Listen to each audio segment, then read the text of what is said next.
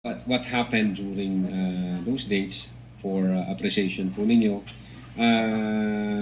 So makikita ko rito kung ano yung took place during the November 23, 2024 online press conference.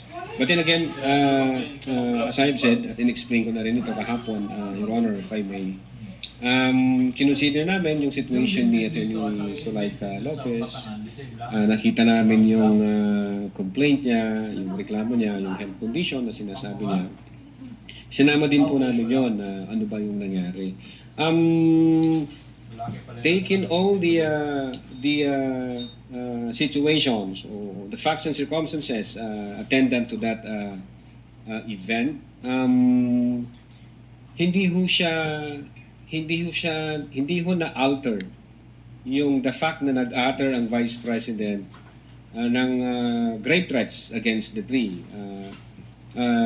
Despite of the fact na mayroong emotional situation na gano'n, hindi rin ho na-alter na mayroong violation na ginawa yung Vice President during that online press conference.